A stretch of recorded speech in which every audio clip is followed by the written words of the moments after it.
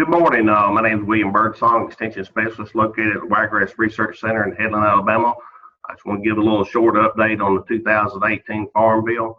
Actually, the Farm Bill really wouldn't come into play until basically the end of 2018. So some people really say it's 2019 Farm Bill, but it's all called 2018 because this current Farm Bill that we're in is from 2014 through 2018. It runs out in 2018. So I just want to give a little bit of a brief overview. Farm Bill is quite complicated, and what is a Farm Bill? Farm Bill is a fairly comprehensive, multi-year piece of legislation that governs a substantial array of federal, farm, food, fiber, forestry, and rural policies and programs under the joint jurisdiction of the House Committee on Agriculture and the Senate Committees on Agriculture, Nutrition, and Forestry. And that's certainly saying a big mouthful. So it's kind of break it down a little bit further from that. So what are some of the characteristics of the Farm Bill? One point is it's a multi-year, and this began in the 1930s whenever we had the Dust Bowl, and agriculture took such a hard hit. And typically Farm Bills run for about 4 years. Recently, the length of the bill may even be 5 or 6 years. Sometimes they even have some extensions. And the Farm Bill is very comprehensive. And one way to think about the Farm Bill is as a long freight train. It has 2 engines. The first engine supports the staple, non-perishable, and generally storable commodities, such as corn, soybeans, other feed grains, wheat, rice, peanuts, dry peas, lentils, beans, oilseeds, sugar, cotton, and dairy. In recent years, crop insurance has joined this aspect of the Farm Bill, and it has certainly evolved and changed. Think of it as an engine number 2 pulling this long train. Controls legislation for a variety of federal nutrition programs. Most importantly, the food stamp, today known as the Supplemental Nutrition Assistance Program, or SNAP. And policies between these 2 engines has long been considered key in regular passage of the modern day Farm Bill. Is there a third engine? And it seems that there has been in the last 30 years. There's seemingly a third engine pulling this long train is with the emphasis on conservation. And then with that conservation comes farm credit, renewable energy, rural development, horticulture, agriculture research, forestry, and more. And these could be considered as freight cars and behind the conservation engine. It's important to know the difference between authorization and appropriation. And the Farm Bill is authorizing legislation. And just because it's authorized doesn't necessarily mean that it's actually funds will be appropriated, which means that policies are established and creates programs, most of which must seek funding through annual appropriation legislation in order to be implemented. There are 12 annual appropriation bills each year, one of which is agriculture appropriations. That bill contains funding for most USDA programs and for all food and drug administrative programs. So in other words, sometimes the Farm Bill may authorize something, but no funds have ever been appropriated for a program, so therefore the program really doesn't exist. Again, the annual agriculture appropriations are for discretionary funding, whereas the Farm Bill only occurs once every 4 to 5 years. However, in recent years, the annual bill has become a vehicle to modify the authorization of the Farm Bill itself. Example, elimination of country of origin labeling.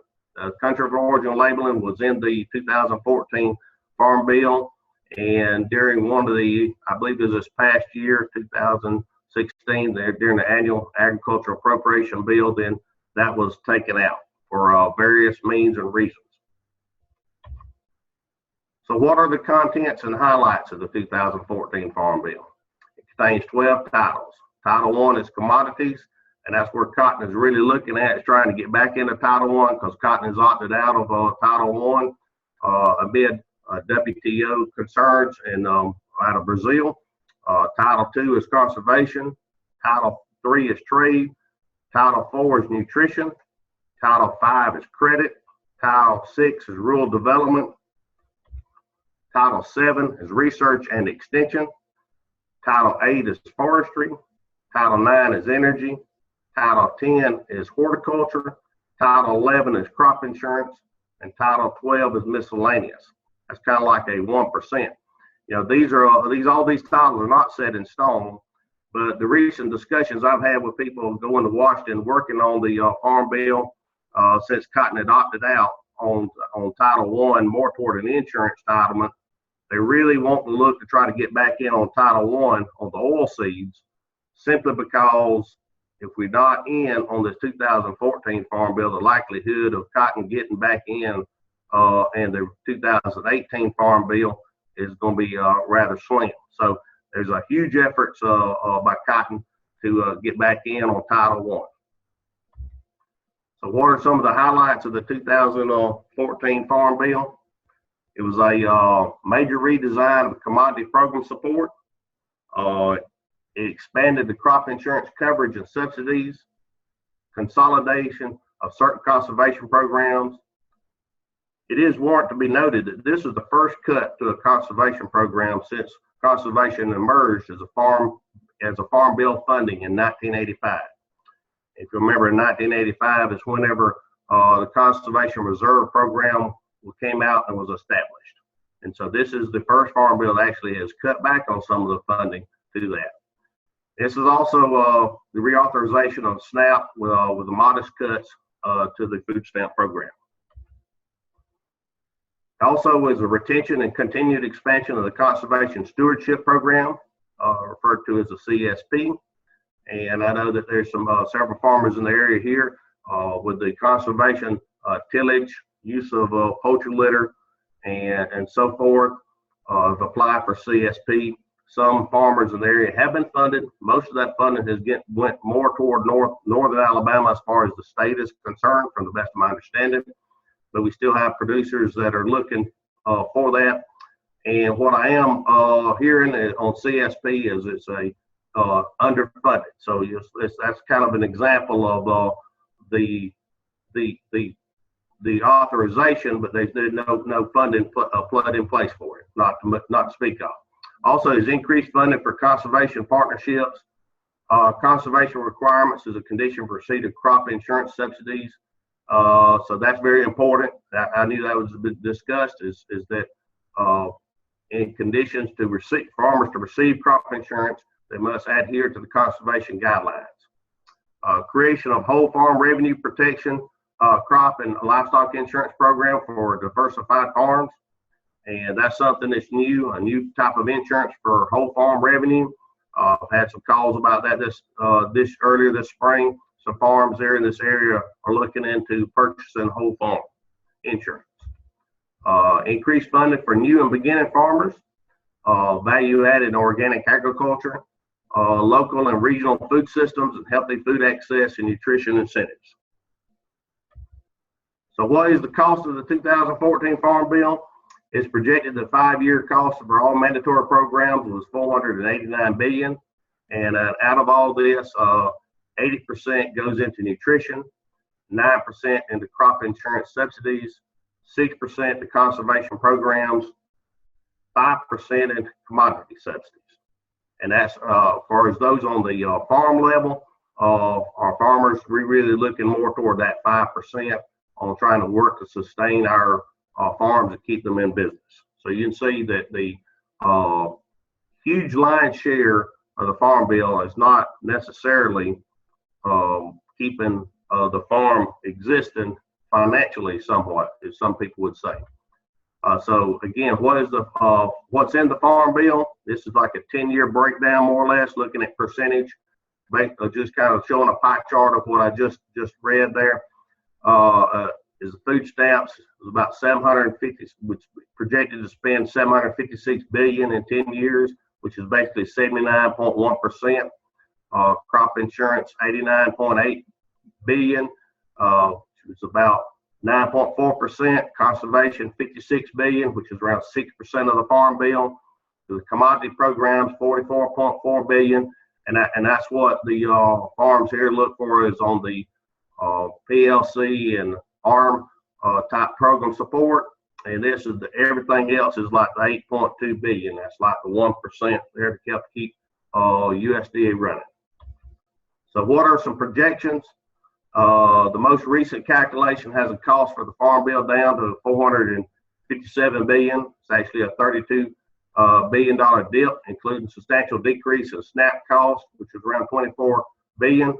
But there's been an increase in commodity subsidy costs, around 15 billion. So it's flat for crop insurance and conservation costs. And the reason for that increase in commodity subsidy costs is because when the farm bill was written in 2014, we had record high prices, and now we're experiencing very low prices. And so because of that, it's create more of a subsidy in respect to price loss, and especially in peanuts. The general rule is when the commodity prices are low, commodity subsidies go up and crop insurance subsidies go down, but the net taxpayer exposure goes up. And how that reason for that is because whenever commodity prices go up, the value of that crop insurance ensuring that commodity per acre is more valuable, so therefore the insurance is worth more. So therefore that's cost more actually to the taxpayer. So, you know, always you've been hearing this, you've been seeing where around 80% going into nutrition, and we call it farm bill. And so some people even say, you know, why do we even have two bills, or we should have one? Should we have farm legislation, or we should have a nutrition bill? You know, this has been discussed in the past.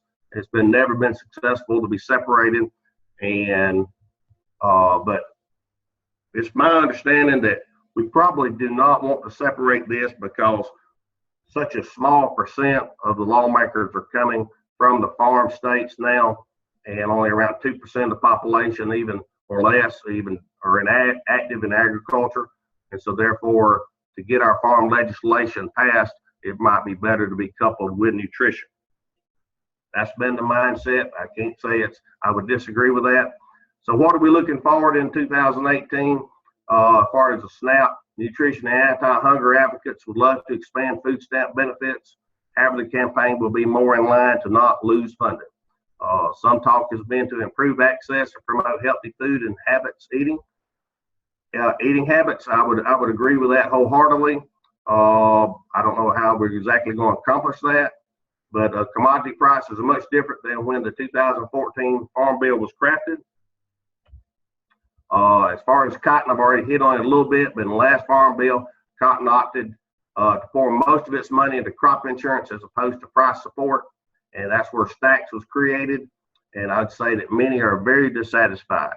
Now, it's my understanding that South Carolina, where the hurricane hit, that Stacks really came in good for them, but for Southeast Alabama, we experienced a very dry 2015, and farmers experienced record low yields, and there was no Stacks revenue to be obtained at all whatsoever. Most of the farmers I know said that they would not be taking Stacks anymore. But what I've been told by the people from the National Cotton Council is that Stacks came out of the committee very different than what was intended, and discussion has been looking at to fix Stacks. There's been a lot of talk about the cottonseed program. It's been discussed extensively, and it's been concluded that it would be budget neutral. However, it's failed to be appropriated in the general funding appropriation bill that we just voted on. There's a lot of upset people in respect to that the cottonseed program was not funded, especially whenever it was noted to be budget neutral. And so I'm going to have to look at maybe some future bills to try to get it put back in. Again, it's very important for cotton to re-enter the Farm Bill under Title I, so the budgetary accommodation can be considered in respect to cotton for the 2018 Farm Bill. I think one of the things, even though it's cotton's not tied to dairy, I think dairy feels very left out, have been very left out like cotton. So dairy along with cotton really took a beating in the last Farm Bill. So in 2014, there was a margin protection program, but many dairy farmers are unhappy with the result, especially with the milk prices being very low. And I believe that some of them have supported the cottonseed amendment, simply because dairy didn't have anything. So it's very, what I've been told, very childish in respect to some of the lawmakers from some of the dairy states to not have supported that. But nonetheless, that's the dilemma with the cottonseed assistance at this point in time.